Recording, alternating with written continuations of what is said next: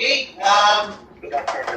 everyone, all right. My name is Vice Consul Marco Lopez of the Philippine Consulate. No, I'm the head of the Philippine Consulate's Dual Citizenship section. Hey friends, David here with Philippine American Couple. Hey, first let me just thank you all for being such of a big part of our community. We really greatly appreciate you guys. If you haven't, if you're not part of our community already, please feel free to subscribe, to like, and share our videos. It's greatly appreciated.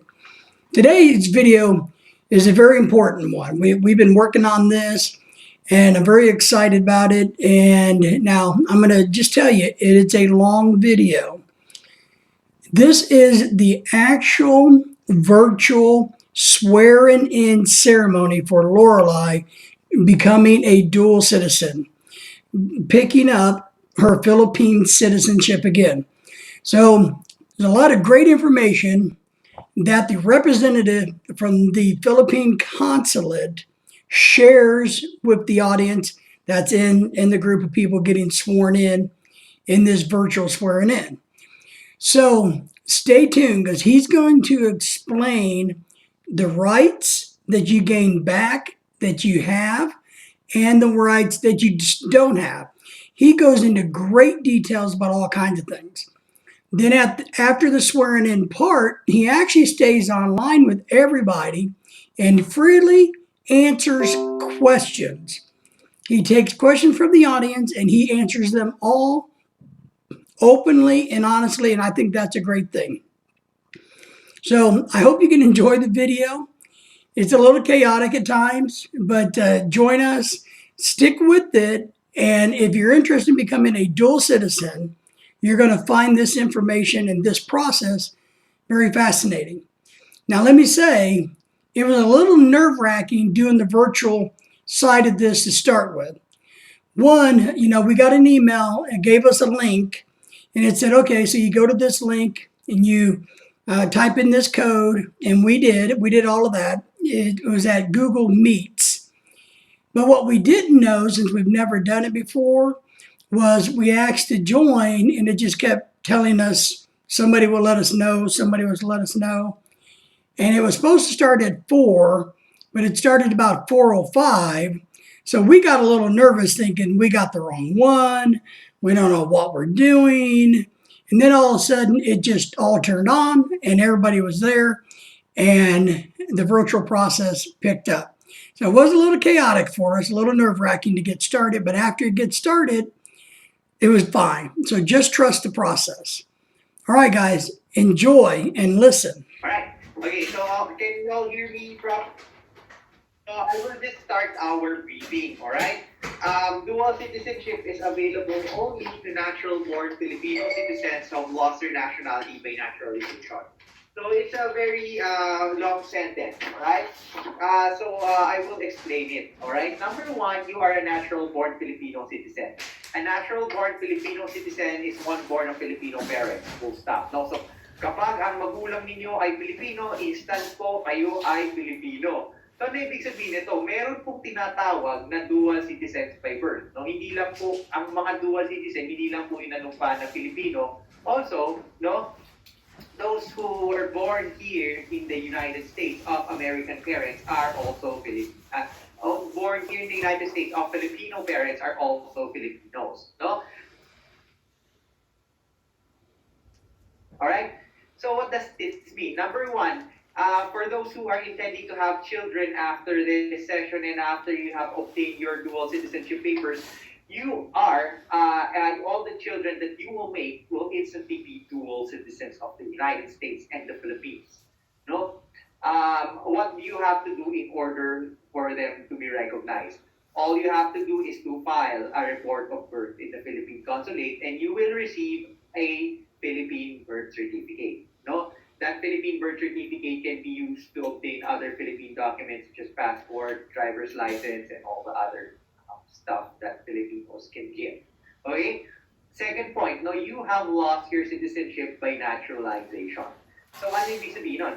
Remember when you took your oath to the United States, no? where you are required to, but this includes, of course, your Philippine citizenship. Okay?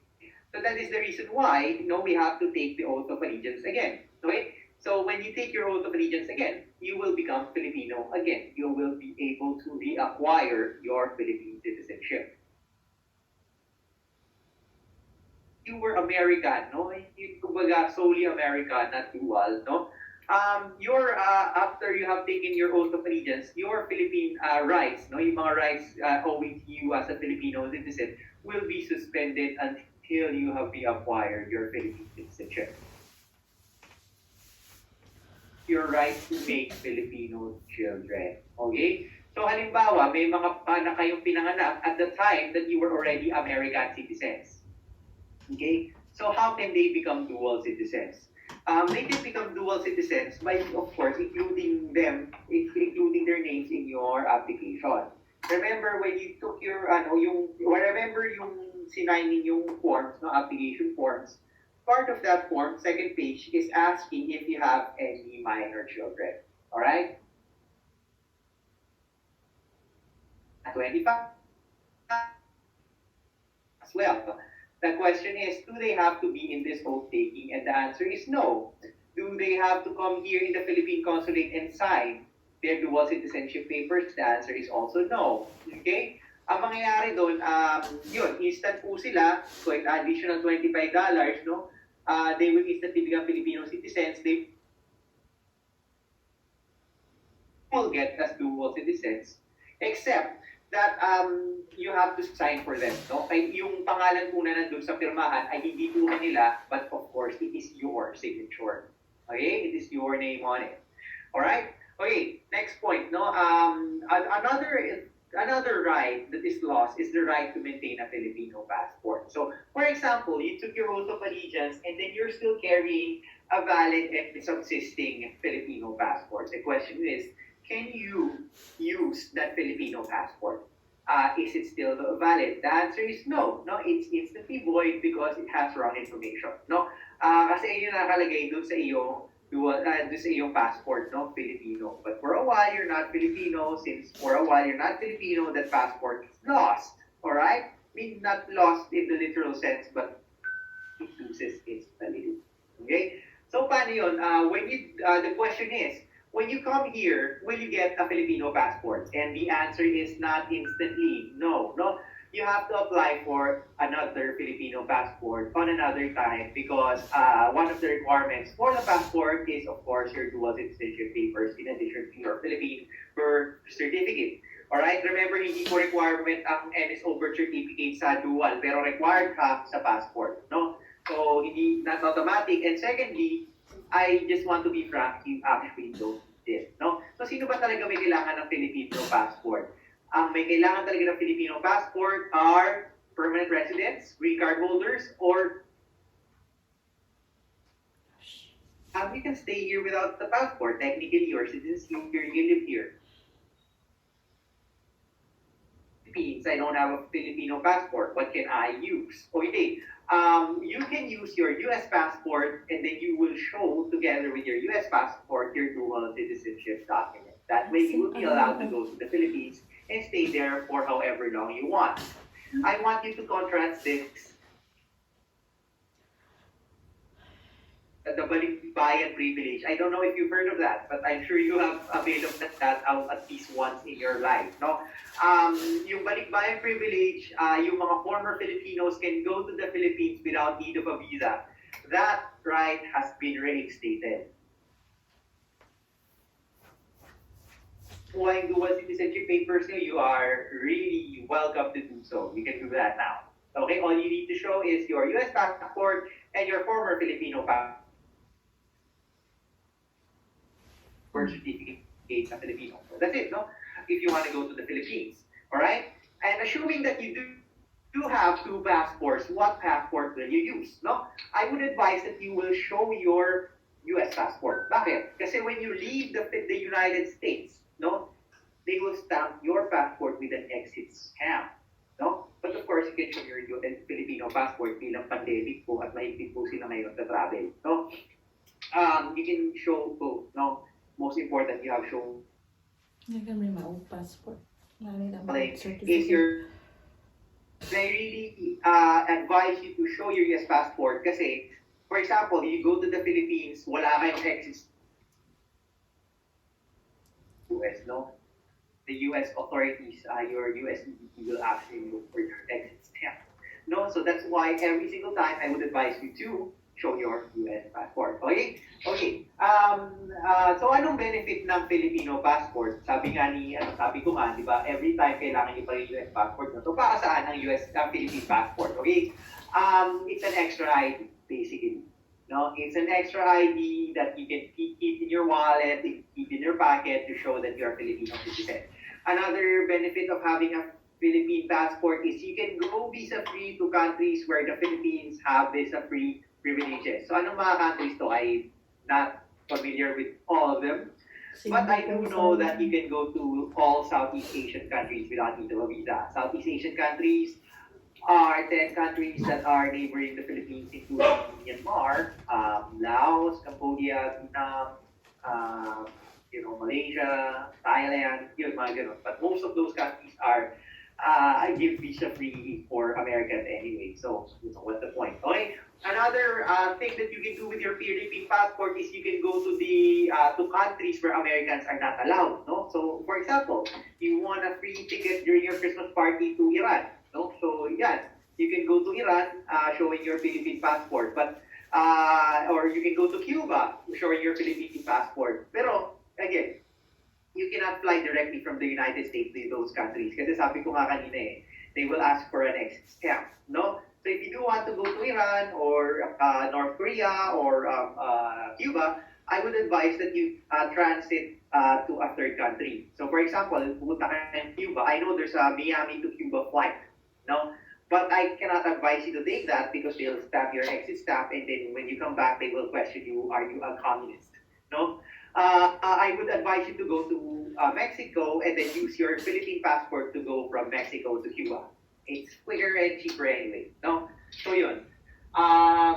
If they start shooting Americans in the plane, you always show your Philippine passport so they will not shoot you. So yun lang. That's the only benefit of having a Filipino passport that I can think of. Americans are Alright? banned in Mexico. Okay, next point, no, yung Those in mga the may resort? asawang Americans, no? I would think that I have people here in the audience who are married to American citizens.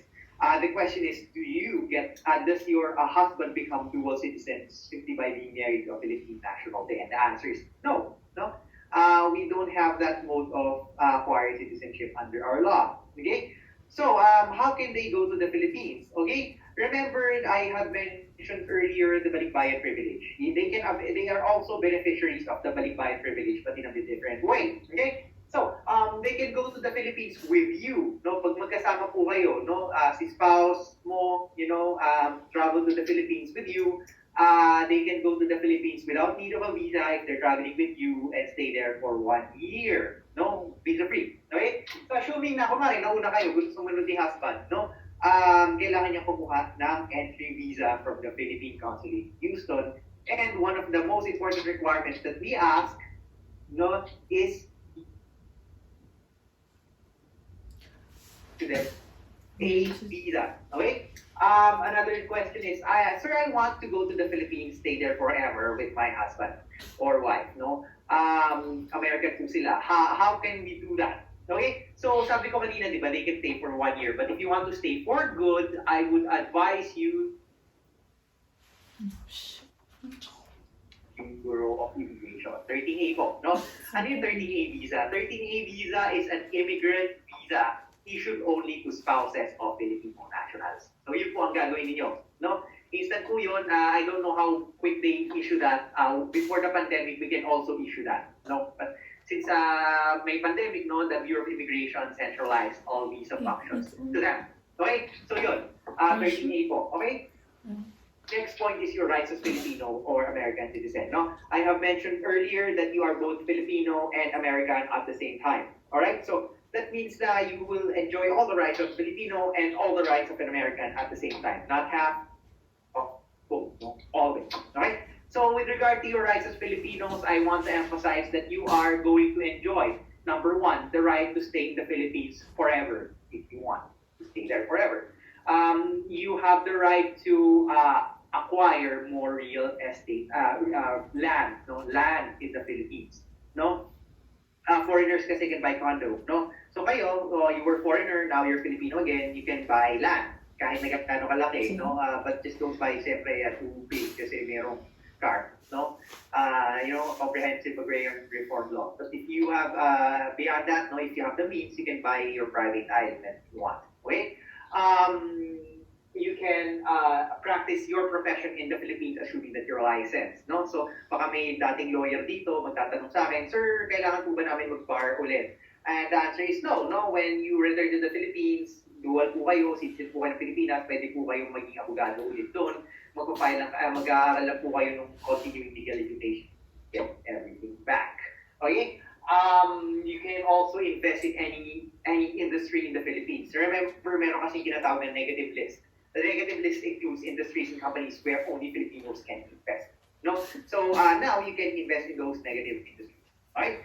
And one last final right, no, that I want to emphasize is that you have the right to vote. No? You can exercise your right to vote by registering yourself as a voter in the Philippine Consulate General. No? How can you do that? When you claim your dual citizenship papers, meron pong manong doon, may ali po doon na nagtatanggap, no, ng voter's registration. No? You can just approach him, sabihin nyo sa kanya, Sir, ma'am, I want to apply as voter in the 2022 election. No?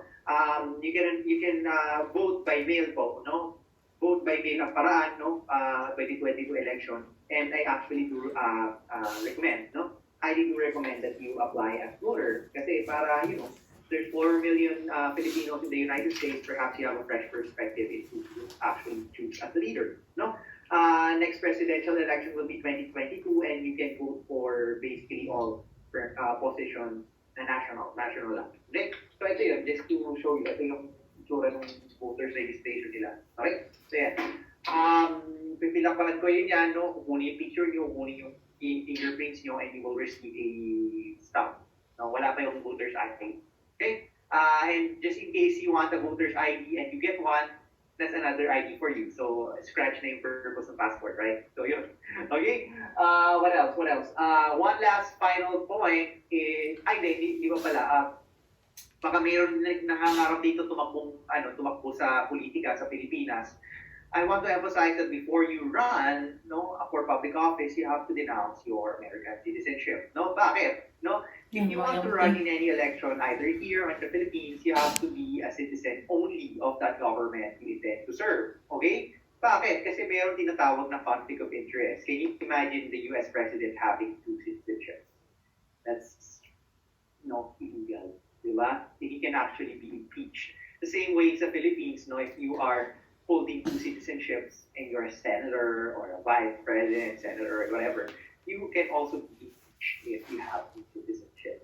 So yun lang. That's the only drawback I can think of. Okay? Then one last final word, no, is on taxation. Alright? So baka nagtataka kayo, Sir, paano yan? Dual po kami, habulin nyo ba kami magbayad ng tax? And the answer is no. We don't have, number one, we don't have that power. Wala pong police power ang Philippine Consulate. And secondly, no, only permanent residents of the Philippines will be liable to pay income taxes for income within the Philippines and for income outside the Philippines for the first 6 months. So, lahat po kayo ay permanent resident of the United States, right? Wala namang permanent resident ng ibang bansa rito. Well, still, ibang bansa, hindi Pilipinas. So, we will not charge, the Philippine government will not tax you with your income here, no? The only way the Philippine government can actually tax you is if you do any transactions in the Philippines, no? If you have a business in the Philippines or you derive income in the Philippines or you own something in the Philippines, okay? No?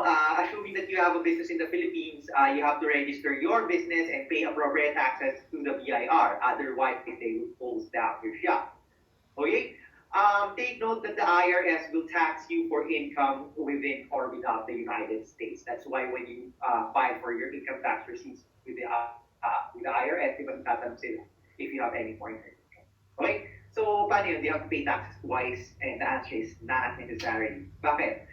I would advise you to protect all your BIR income tax receipts and file for income tax credit here with the IRS. No? That way, the IRS will credit the amount of taxes you paid in the Philippines to your taxable liabilities here in the United States regarding federal income tax. So yun, in case you have a big business in the Philippines, I would advise it to get an attorney or an accountant, no, to tabulate. Kung maliit naman, I don't think the IRS will mind. No? Okay? So yun lang. That's my briefing. No, I will be open for questions after our own taking. Okay, so maybe we can do our own taking now. Okay, so yung own taking natin, of course, first I need to do a picture. So please raise your right hand in a manner of swearing. All right, not the bad words, but of course, okay. 1, 2, 3. Okay. All right. So yun lang. Well, hindi naman yun lang. You actually have to recite the screen of our dual citizenship. No, I would advise everyone to read this. No, basahin na lang natin ang sabay-sabay. No, hindi ko na sabihin na repeat after me. No, I'm sure you can read this. You can see this. And minsan kasi pag ano, kapag ano tawag yan, kapag sabay-sabay tayo nagsalita, nakakasira na sila. So I will just read this also, sabay na lang tayo magbasa, okay? I state your name, solemnly swear that I will support and defend the Constitution. Voice over on PowerPoint.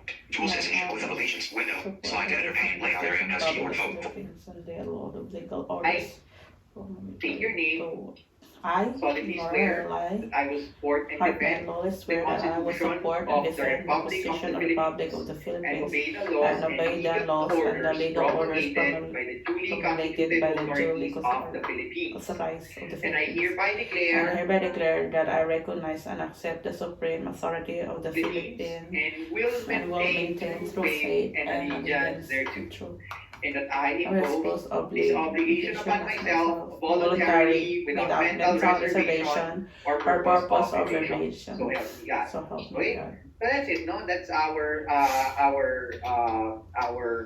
dual citizenship oath taking, no?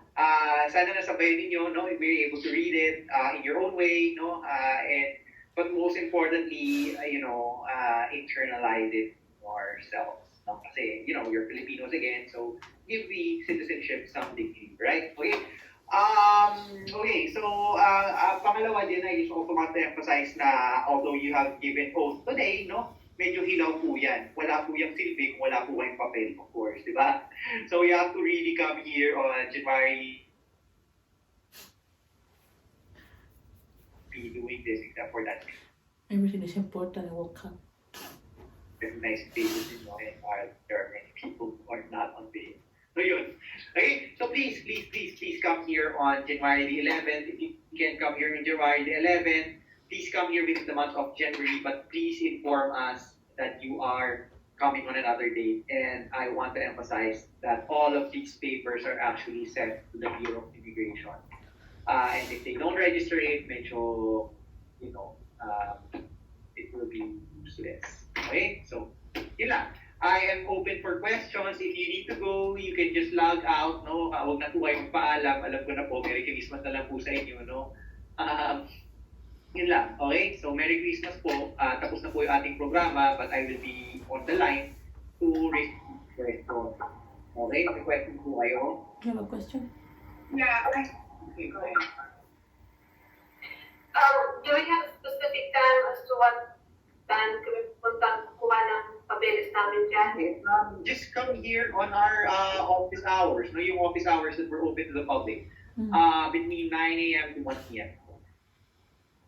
Thank you. Okay. Yes. Sir, ma'am, question.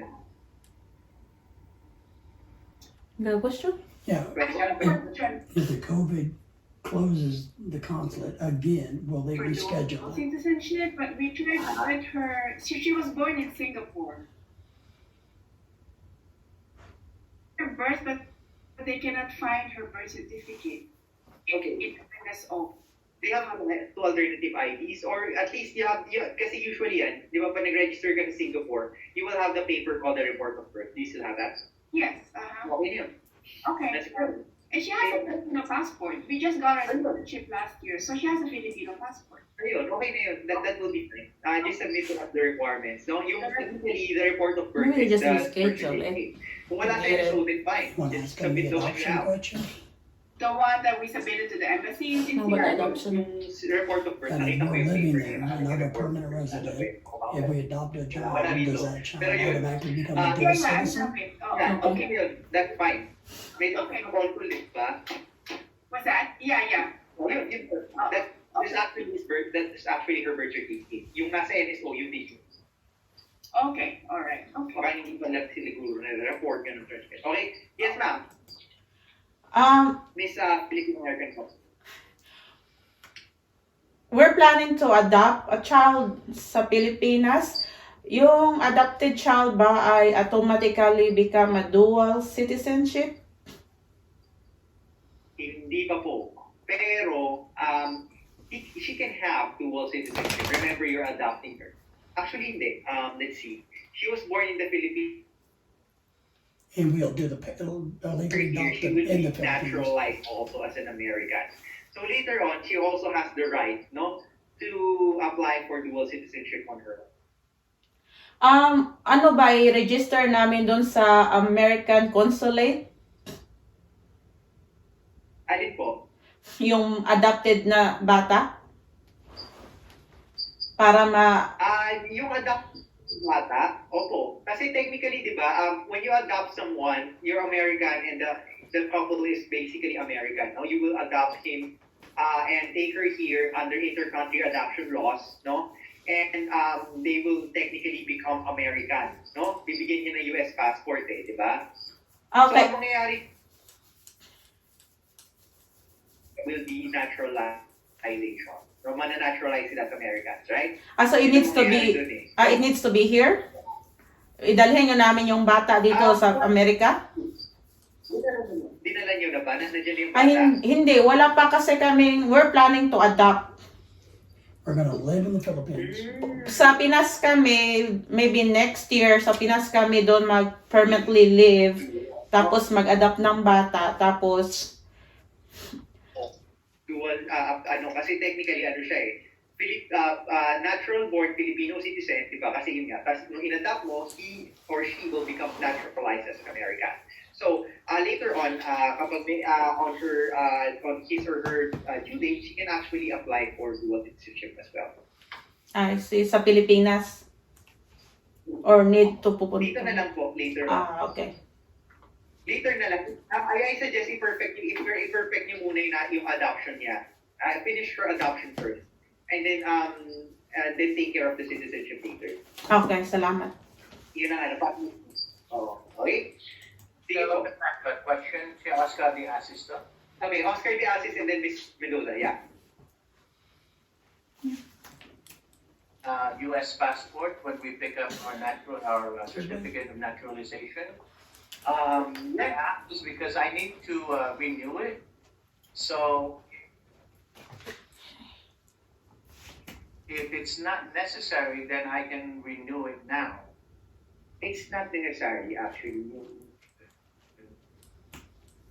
Yeah, that's why we're not necessarily Yung just naman present with the regard to our dual certificate. citizenship purposes is number 1, your birth certificate, and number 2, your certificate of naturalization. If you can show that to us in the original, then you can claim your papers. Okay, so You're not have a conflict. All right, welcome. Okay, yes, Miss Panday Hagulet, and then Miss Mendoza, and then Mr. Ferrer. Mr. Ferrer, is babay or per question? Question. Okay, i-unmute nyo na lang, no, so I can hear your questions. I-click on unmute, so I can hear the questions. Hindi ko makita yung original na marriage certificate ko. So, okay pa yung... Okay lang yun. Yun nga, basta important lang na mapakita nyo sa amin is your certificate of naturalization and your birth certificate. Okay na yun. Yun naman ang important with regards to dual citizenship. Yung marriage certificate, we just ask that to submit para malagay namin yung married people. Ah, that's why they put in the dual is to put Did the you submit married the name. original marriage certificate? Hindi naman, no? At least with you, right? There's a photocopy. Ayan, it's fine. Ang important lang is the naturalization. So this one, naturalization certificate, Oh, do we need to and the print one? Philippine birth certificate. Do we need the If you can show original? those, well and good. Okay. Thank you. Ah, Okay, we will Hi, need Marco. This is the Christian. birth certificate Yes, and the sir. married. Yeah. Bring Can you there hear me, Marco? to get the paper. I'm in the video. Yes, I'm just on the phone. I can Yeah. get So, we're done. Okay na yun. Kaya sa phone na ako. Already had the OTP. You have attended to taking, that's fine. You know, we're not really strict on that one. I mean, understand that people can counter. Maybe I just chat here. Okay. Sa January 11 na lang po, no? Sir? January 11, 91, please. Okay? Okay. Okay, sir. Maraming salamat po, Kapya Rodel. Miss Dimesa po. Yes, Marco. Maraming salamat sa ginawa yung kahit malayo at pandemic. Maraming salamat dito. Ngayon, ang tanong ko, gusto ko sanang kumuha ng passport at kukuha kami magkakasama, kaming pamilya. Ngayon, yung anak ko, meron na siyang anak. So, that means, kasama siya dun sa derivative, I think that's what you call it. Yeah. When she applies for a passport, can she also apply for a passport for her kid? Yeah. May remember meron, kasi on our side, diba? Parang baka nakuha kayo appointment. No, yun, just bring them, just one appointment will be lenient on that one. Kasi, mahirap talaga makuha na appointment on passport right now. Everyone wants one.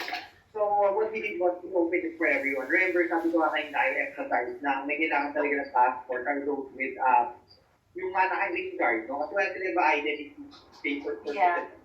Unlike people with dual, no, meron sila US passport and the dual citizenship. So, okay.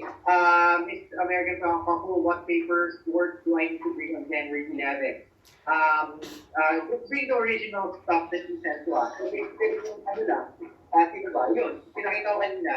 Certificate of naturalization, yeah, and Philippine birth certificate, no? If you have original, wala. Naturalization and birth Okay. certificate. Alright. So in case the 11, pwede kami pumunta kung sakaling merong option to apply. Yep. Okay. Yep. Oh, But I know that there will be based on appointment. Nung nag-open kasi kami ng extra slot na pinurin ka agad eh. But just wait, no? Open kami ulit, no? For February. No? Kasi mabilis yung wala eh. Every time we open it, open oo nga eh, nag-apply ako, wala ka agad.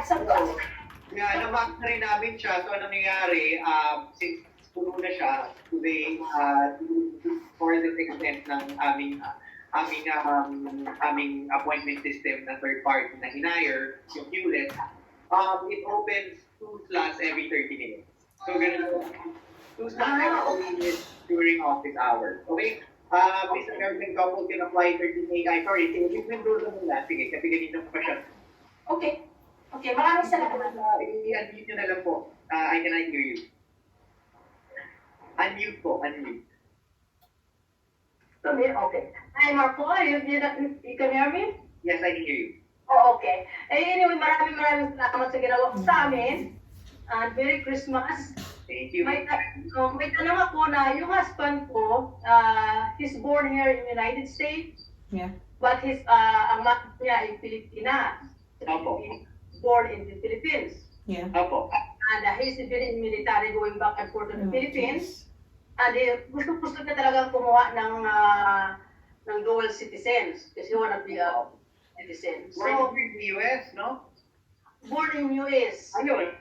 But the parents are Filipino, so he can take it. If you're born here in the US of Filipino parents, instant po yan, Filipino and American at the same time, no? So, kailangan lang po niya mag-apply ng report of birth. Ito po, no? Isasalin po dito yung URL ng report of birth, okay? Houston PCG, nandun po sa aming website ang direction for report of birth. What is 1861?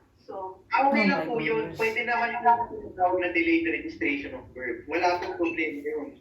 You can actually do that, no? Mag-apply lang po siya ng affidavit bakit hindi na-register with birth. Yun lang, affidavit lang. Ask kami sa iyo na if you guys can send us a paperwork to... Ito po, dito yung link ko. In the chat box. Ha? Ayun po, click nyo na lang po. May pinadala po sa chat box natin. Yung sa chat po, chinat ko po sa inyo right now.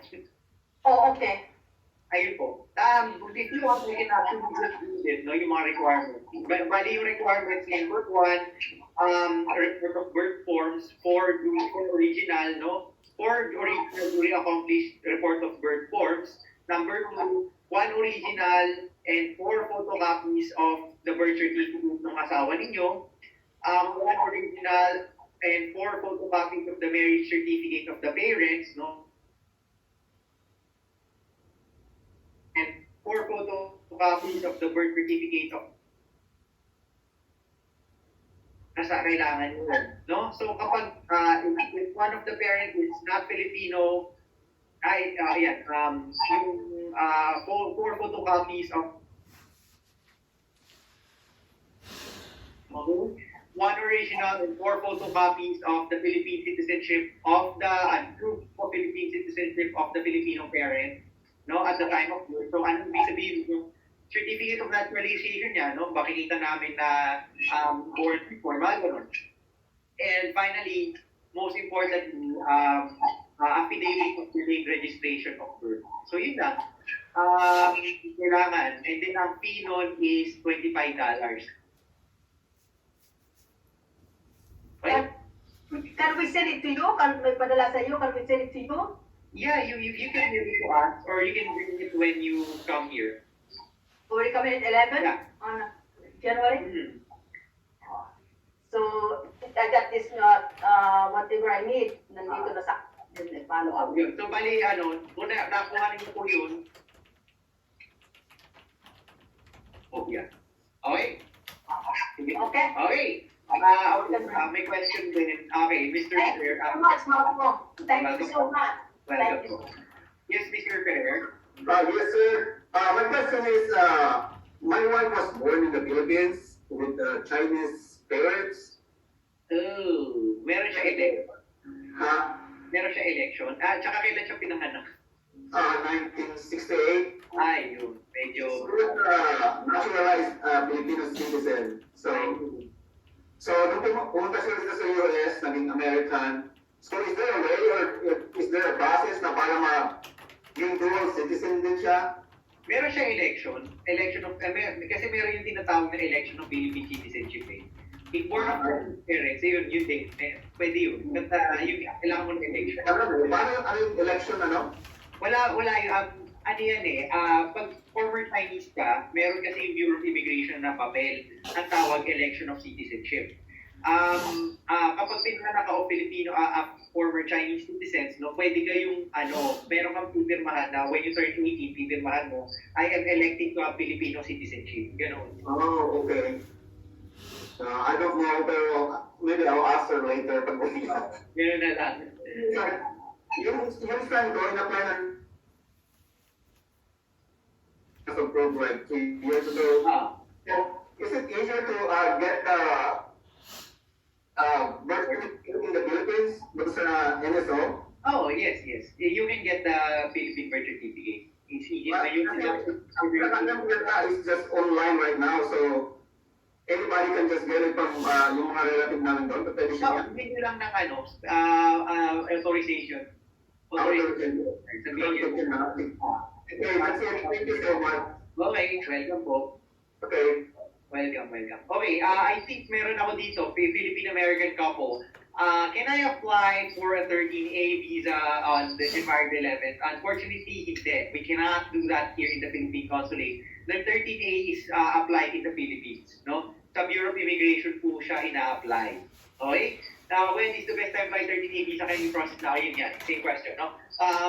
Bureau of Immigration po nag-i-issue ng 13A visa. Okay. That's it. Very good. We need to wait then. My voice is hoarse already. Meron ba yata si Miss De Asis, may question kayo again? So, thank you for helping us out. Merry Christmas. My question is, pagdating dyan on January 11, can we apply for a Philippine passport sa embassy? Hindi po automatically eh. Remember, I just emphasized kanina, you technically don't need a Philippine passport. No? So, inaano namin yan. The appointment is open for everyone. Thank you for all your kindness. And then we can go. I'm just checking. Okay. Yeah, Yes, we can lang. just. Okay, thank you very much. Okay, welcome. Okay, we're good. We're good. We're good. Okay, Merry Christmas, everyone. Great. I think someone here has my number. Since I can reply to you. Okay? Sige po. Okay, bye-bye. Merry Christmas. Thank you. Merry Christmas.